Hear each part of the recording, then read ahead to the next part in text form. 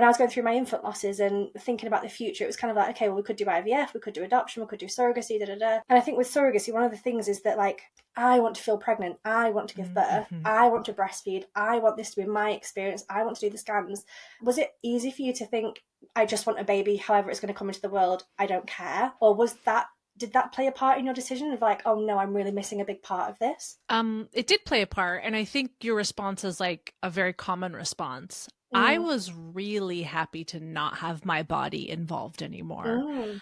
I felt very relieved because at that point it was 7 years of experiencing my body perform in a way that I did not like. And I was tired of being so upset with my body. Like I felt Mm. very disconnected from my body and I didn't like that feeling. And I'd worked so hard on like getting back to like loving my body. But I remember when the doctor said you should never be pregnant again, it was a relief. And I thought, okay, we have specific pathways ahead then that do not involve me. And that felt very good.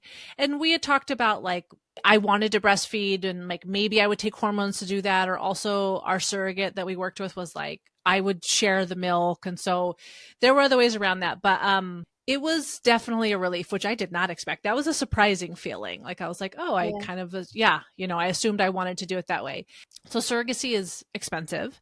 And one of our friends did like a GoFundMe and we raised a decent amount of money. And through that, because I was sharing it online, people were reaching out saying, well, do you have a surrogate? And it was like, no.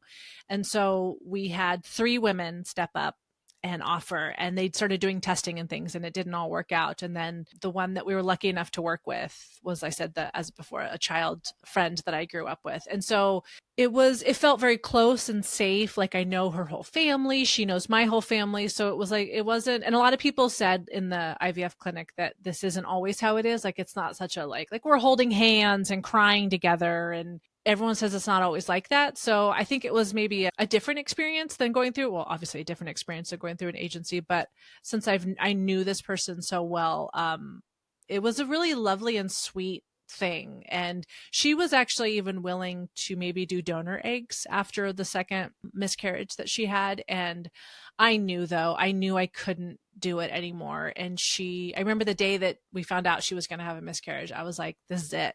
I think I'm done. I remember my husband was like, let's give it like 24 hours, like we're not making any rash decisions. And I was like, okay. And then the next day I was like, this is it. I'm done. I don't want to do this anymore.